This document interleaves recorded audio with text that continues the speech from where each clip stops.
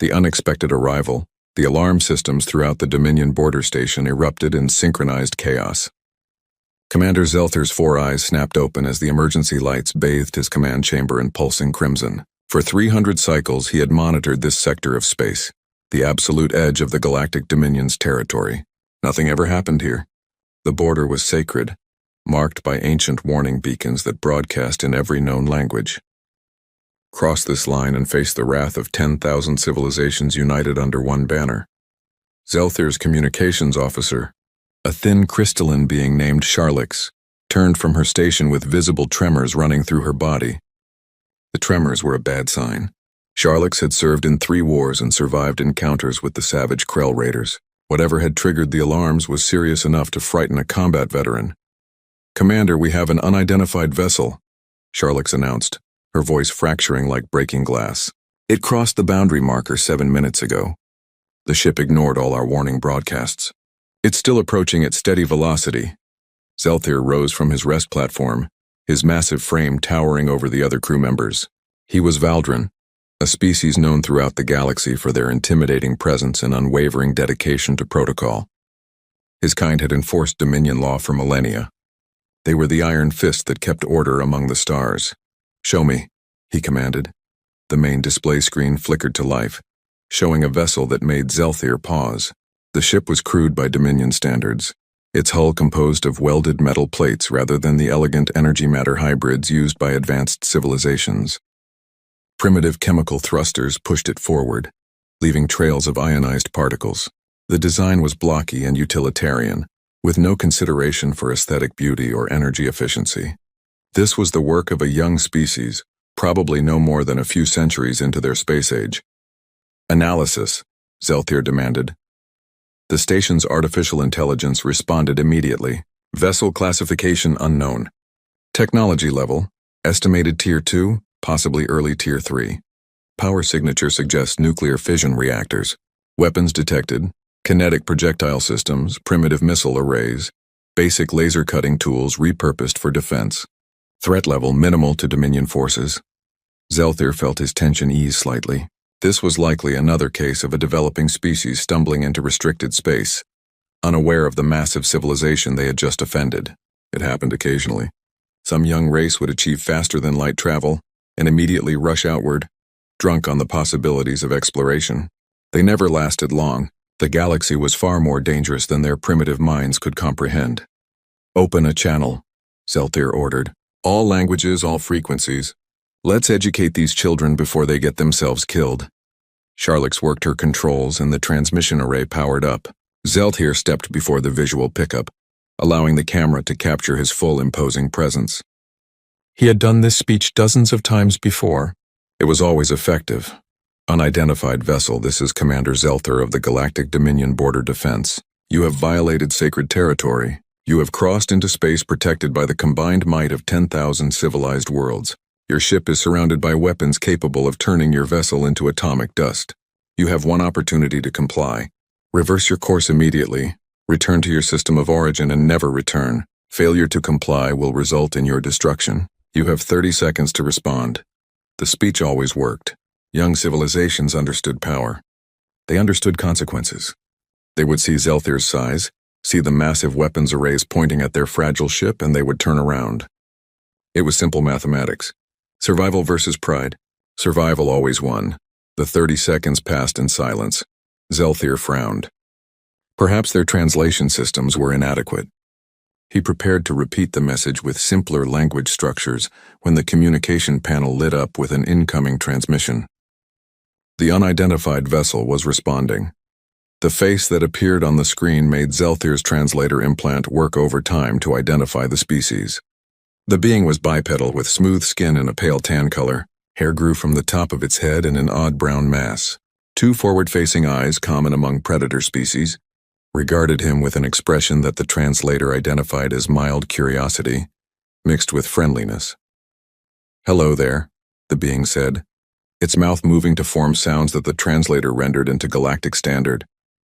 "This is Captain Marcus Webb of the Earth exploration vessel Wanderer. We're receiving your transmission, but I think there might be some confusion. We're not here to cause trouble. We're just passing through on our way to investigate some interesting readings we picked up about 40 light-years spinward. Beautiful sector of space you've got here, by the way. The stellar formations are remarkable." Zelther stared at the screen, his mind struggling to process what he was hearing. The being, this Captain Webb, was treating this situation like a casual conversation between neighbors. There was no fear in those strange eyes, no panic in that steady voice. The human, for that was apparently what this species called themselves, seemed completely unconcerned that he was one command away from total annihilation. "Captain Webb," Zelther said slowly, keeping his voice measured and dangerous. "Perhaps you did not understand my message. You are in violation of Dominion space. This is not a negotiation. This is not a discussion. You will turn around or you will be destroyed." Marcus Webb smiled. The expression showed teeth, which among most species was a threat display. But the translator insisted this was a friendly gesture among humans. "I heard you, Commander. But see, here's the thing. We checked our star charts pretty carefully before we left Earth. This region isn't marked as belonging to anyone. It's open space. We're exercising our right to free navigation, as outlined in the principles of spacefaring conduct we established. We're not interfering with anyone, not making territorial claims, just passing through." Zelther felt his secondary hearts begin racing. This wasn't how these encounters went. The human was supposed to be terrified. "Your star charts are wrong," he growled. "The Dominion has claimed this territory for 15,000 of your years. Our beacons mark the boundary clearly." "Oh, those beacons?" Marcus nodded thoughtfully. "Yeah, we picked up those signals about 2 days ago. Interesting technology. We tried to respond, but the communication protocols were pretty ancient. Our AI spent hours trying to crack the encryption, eventually gave up and decided we'd just explain ourselves if we ran into anyone. Which, hey, here we are. Nice to meet you, by the way." Behind Zelther, Charlix whispered urgently. "Commander, they didn't understand the warnings. Their technology couldn't interpret the beacon signals. They genuinely don't know what they've done." But that wasn't what bothered Zelther. What bothered him was the complete absence of appropriate fear. He had made himself clear. He had explained the danger. Yet this human captain continued speaking as if they were discussing weather patterns instead of potential warfare. "Captain Webb," Zelther said, forcing calm into his voice, "I will demonstrate something to you. Perhaps your species learns better through visual examples." He gestured to his weapons officer, a heavily armored Crozon named Vex. "Target the asteroid cluster 3,000 kilometers from their position. Full power. Fire!" The border station's main particle beam cannons charged with a sound that vibrated through the hull. Then they fired, sending streams of accelerated particles across the void. The asteroid cluster, 30 massive rocks that had drifted in space for billions of years, simply ceased to exist. One moment they were there. The next moment there was only expanding clouds of vapor and a flash of thermal energy that lit up every sensor for 1,000 kilometers. Zelther turned back to the communication screen, expecting to see terror on the human's face. Instead, Marcus Webb was leaning forward, his eyes bright with what the translator identified as excitement. "Wow," Marcus breathed. "That was incredible. What kind of energy output are we talking about?" Those particle streams were traveling at what, 0.7 light speed?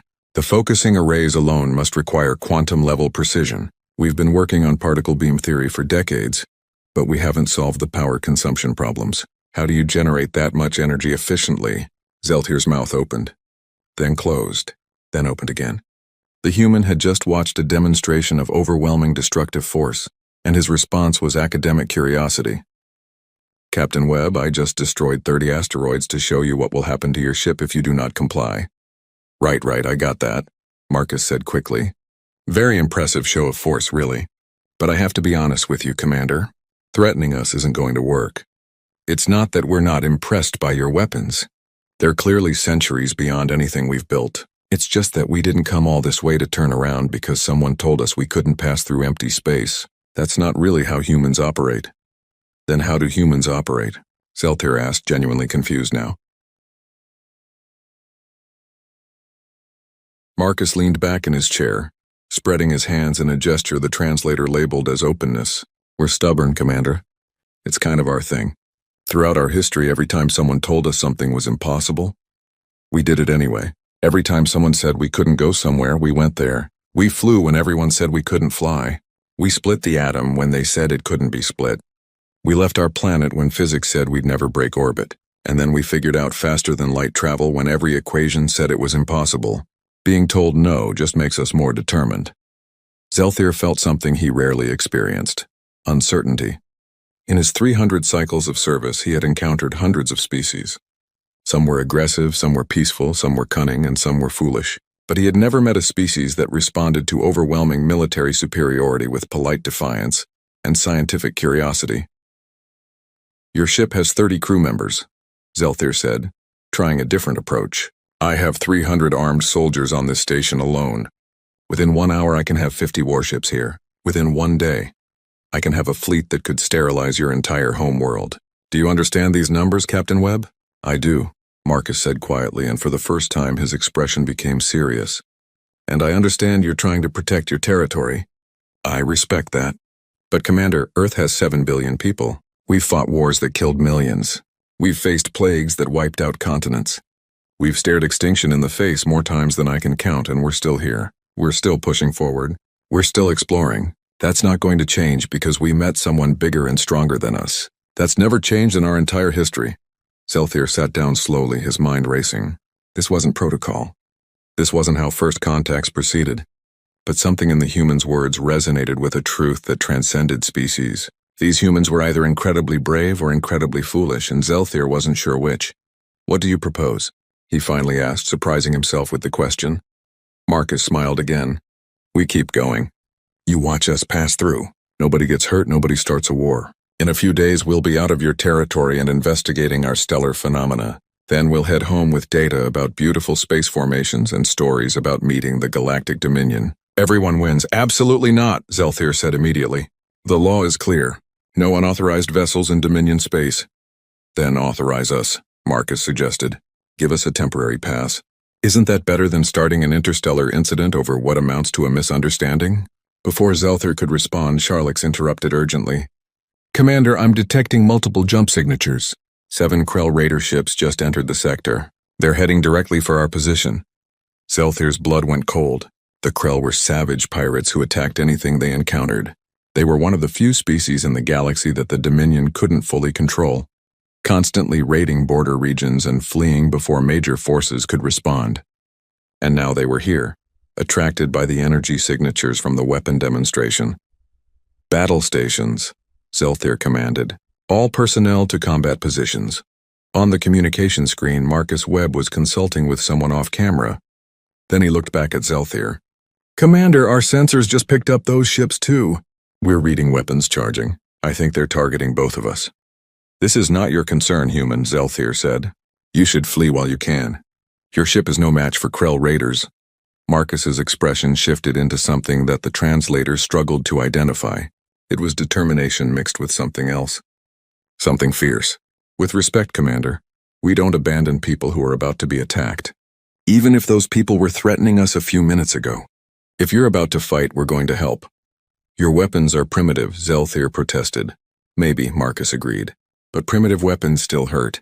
And we've got a few tricks that might surprise you. Besides, after that weapons demonstration, we owe you one. Let's call this a gesture of good faith."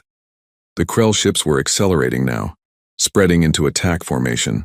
Zelthir had seconds to make a decision. He could order the humans to flee, but something told him they wouldn't listen. These strange, stubborn beings from Earth had wandered into the Empire's territory and refused to be intimidated. Perhaps it was time to see if their courage was matched by competence. "Very well, Captain Webb," Zelthir said. "Welcome to the Galactic Dominion. Try not to get killed in the next few minutes." Marcus grinned. "Commander, we've been trying not to get killed since we climbed down from the trees. We're pretty good at it by now." The battle was about to begin, and Zelthir realized that everything he thought he knew about humanity was about to be tested. The test of resolve. The Krell attack formation spread across the sensor display like a predator's claw. 7 warships, each one bristling with weapons scavenged from a dozen different civilizations, moved with practiced coordination. They had done this before many times. Border stations were easy targets, isolated and usually undermanned.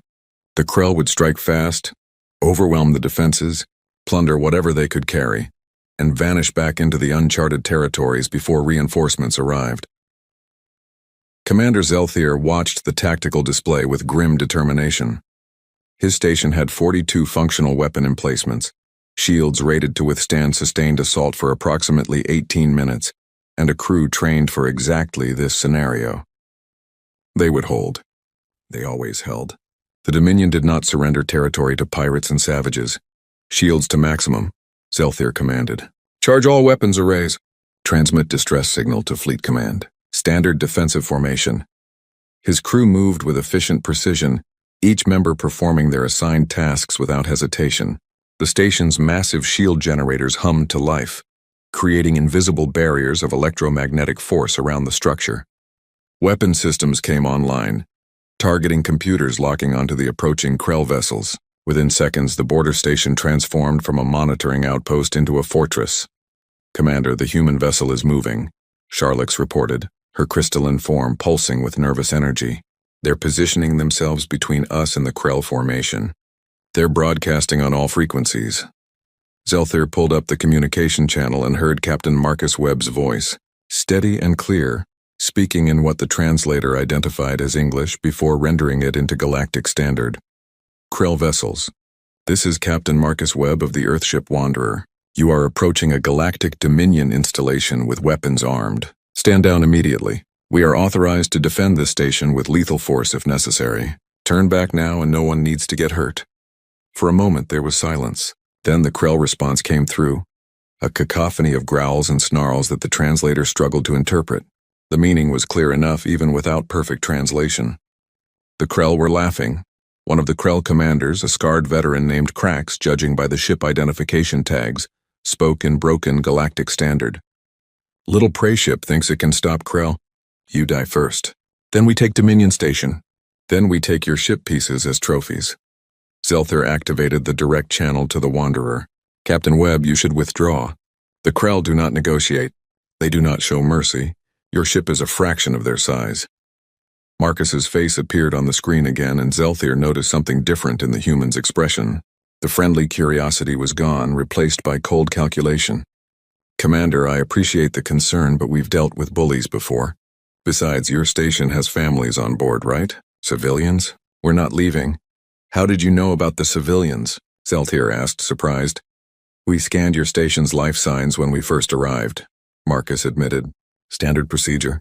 We counted 317 individuals, including 62, that match the biological profiles of juveniles based on size and metabolic rates. That means children, Commander. So yeah, we're staying. Before Zelthier could respond, the Krell opened fire. Plasma bolts and kinetic projectiles streaked across the void, targeting both the station and the human vessel. The border station's shields flared brilliant blue as they absorbed the impacts, energy dissipating across the defensive field in cascading waves. The attack was heavy but manageable. For now. The Wanderer, however, didn't have shields. The human ship maneuvered with surprising agility, its primitive thrusters firing in complex sequences that sent it twisting through space. Krell weapons fire passed through empty space where the ship had been moments before. The Wanderer was small and fast, using its size as an advantage, dodging between plasma bolts like a dancer avoiding raindrops. Return fire, Zelthier commanded. His weapons officers unleashed the station's particle beam cannons, the same weapons that had vaporized asteroids minutes earlier. 2 Krell ships took direct hits, their shields buckling under the assault. But the Krell were experienced raiders. They scattered their formation, making themselves harder targets while maintaining constant fire on the station. Then the Wanderer fired its weapons, and Zelthier understood why Marcus had been confident. The human ship's kinetic cannons might have been primitive, but they fired with devastating speed. Thousands of projectiles per minute, each one a small piece of dense metal accelerated to incredible velocities. The Krell shields, designed to deflect energy weapons, were less effective against solid matter. Holes appeared in their defensive screens, and human projectiles punched through armor plating. Impressive, Vex, the Crozon weapons officer, muttered. They're using volume of fire to overwhelm shield recharge rates. Crude but effective. 1 Krell ship damaged by the human attack veered away from the formation. The other 6 intensified their assault, focusing on the Wanderer, now that they recognized it as a threat. Plasma fire surrounded the human vessel, and Zelthir watched in horror as several bolts struck the ship's hull. Metal vaporized. Sections of the outer plating peeled away. Atmosphere vented into space from ruptured compartments. "Wanderer, report status," Zelthir demanded. Marcus's image flickered on the screen, and Zelthir could see smoke in the background. Alarms were blaring on the human bridge. "We've taken damage to decks 3 and 4. No casualties yet, but our hull integrity is at 70%. We've sealed the breached sections. Still in the fight, Commander? Withdraw to the protection of our shields," Zelthir ordered. "You've done enough." "Negative," Marcus replied. "We're more effective out here. The Krell keep focusing on us because we're annoying them. That gives your station time to pick them off. It's basic pack hunting tactics, Commander. One member distracts the prey while the others move in for the kill. Except in this case, we're not the prey." Zelthir realized the human was right. The Krell, enraged by the persistent attacks from the small Earth vessel, were making tactical mistakes. They were bunching together, trying to bring overwhelming fire on the Wanderer, which made them vulnerable to the station's heavy weapons. Zelthir's gunners exploited every opening, and another Krell ship exploded in a ball of plasma as its reactor was breached. 5 Krell ships remained, but they were adapting. Their formation spread wider, forcing the station to divide its fire. The leader, Krax, opened a channel. "Dominion Station, you fight well. But you will fall. We have reinforcements coming. 12 more ships. You cannot win."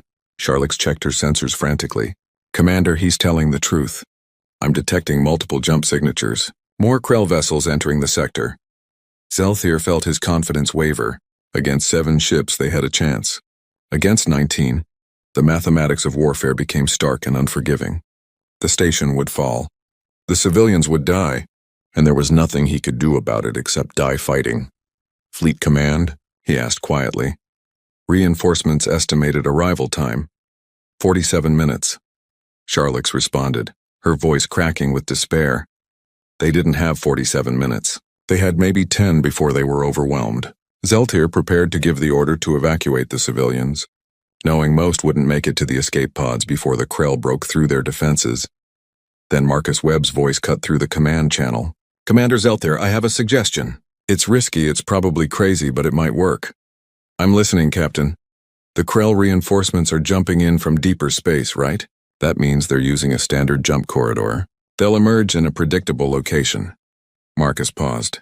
"What if we give them a surprise when they arrive?" "What kind of surprise?" Zelthir asked, though he suspected he knew what the human was thinking. "The Wanderer's reactor can be overloaded," Marcus explained calmly, as if he wasn't proposing his own death. "We set it to go critical, position the ship at their jump point, and when they emerge from faster than light, they'll find themselves in the middle of a nuclear explosion. It won't destroy all of them, but it'll damage their formation. Maybe take out a few ships. Give you enough breathing room to hold until your reinforcements arrive. That would mean sacrificing your vessel and crew," Zelthir said slowly. "Not necessarily," Marcus replied, and Zelthir heard something in the human's voice that sounded almost like excitement. "We've got escape pods. They're basic, but they'll get us clear of the blast radius. We set the reactor, launch the pods toward your station, and let physics do the rest. It's not perfect, but it's better than sitting here waiting to die." Zelthir looked at his tactical display. The current 5 Krell ships were steadily hammering away at his shields. Another 12 were minutes away from arrival. The human plan was insane. It relied on precise timing, accurate jump point prediction, and the assumption that the Wanderer's crew could successfully evacuate in time. There were a dozen ways it could fail. It was also their only chance. "Do it," Zelthir said. "But Captain Webb, if you and your crew survive this, you have my personal guarantee of safe passage through Dominion space. Forever." Marcus grinned despite the chaos visible behind him. "We'll hold you to that, Commander. Wanderer out." The human ship broke away from the battle, accelerating toward the predicted jump point with its damaged engines straining. The Krell, sensing an opportunity, pursued with 3 of their vessels. Zelthir ordered concentrated fire on those pursuers, keeping them busy while the Wanderer reached its destination. Charlix counted down the time. "Krell reinforcements jumping in 30 seconds, 25, 20. On the visual feed, Zelthir watched small objects detach from the Wanderer. The escape pods, simple metal spheres propelled by chemical rockets, scattered like seeds in the wind. They were primitive vessels, barely more than pressurized containers with basic life support. But they were moving away from the Wanderer, carrying the human crew to safety. 15 seconds, Charlix announced.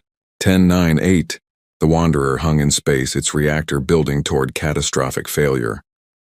Zeltir could see the energy readings climbing exponentially on his sensors. The ship was becoming a bomb. 7, 6, 5. The Krell reinforcements began emerging from their jump, 12 massive warships materializing in real space. They appeared in formation, ready to join the battle, their sensors immediately detecting the border station and preparing to fire. 4, 3, 2. The Wanderer's reactor went critical. The explosion was not like the clean particle beam demonstration Zeltir had performed earlier. This was raw primal destruction, nuclear fusion unleashed in an instant, turning the human ship into a miniature star. The blast wave expanded at a significant fraction of light speed, catching the Krell reinforcements before they could react. 3 Krell ships were completely destroyed, simply disintegrating under the thermal and kinetic assault. 4 more were heavily damaged, their shields burned away, their hulls twisted and torn. The remaining 5 were scattered, their formation broken, their crews disoriented by the unexpected attack. The original 5 Krell ships that had been attacking the station stopped firing, their commanders shocked by what they had just witnessed. A single small vessel had destroyed itself to cripple their reinforcements. It was an act of sacrifice that the Krell, who valued only strength and survival, couldn't comprehend. Zeltir didn't give them time to recover. All weapons target the damaged vessels. Fire at will. Launch fighters. Seal the kill zone. The border station's full military might unleashed. Particle beams, plasma cannons, missile barrages, everything Zeltir commanded struck the reeling Krell forces. The damaged ships, already struggling with system failures from the nuclear blast, couldn't mount effective defense. One by one, they were destroyed or forced to retreat. The remaining Krell vessels, realizing they had lost the advantage, jumped away. The battle was over. Zeltir immediately ordered recovery operations for the human escape pods. His crew worked frantically, using tractor beams to pull the primitive vessels into the station's landing bays. Medical teams stood ready, unsure what to expect from this alien species. The first escape pod opened and Captain Marcus Webb stumbled out, his face covered in soot, his uniform torn, but alive.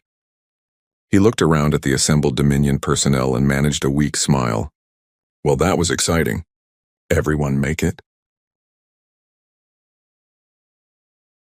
Zeltir approached the human, his massive form dwarfing Marcus's comparatively small stature. For a long moment, he simply looked at this strange being who had wandered into Imperial territory, refused to be intimidated, and then saved hundreds of lives through courage and ingenuity. Then Commander Zeltir did something he had never done in his 300 cycles of service. He bowed. It was a gesture of deep respect among his people, reserved for warriors who had proven themselves in battle. Captain Webb, Zeltir said formally, on behalf of the Galactic Dominion, I extend to you and your crew our profound gratitude. You fought with honor. You saved lives. You demonstrated qualities that we respect above all others: courage, selflessness, and determination. Marcus returned the bow awkwardly, clearly unfamiliar with the gesture. We just did what anyone would do, Commander. No, Zeltir corrected gently. You did what humans do. You wandered into our territory.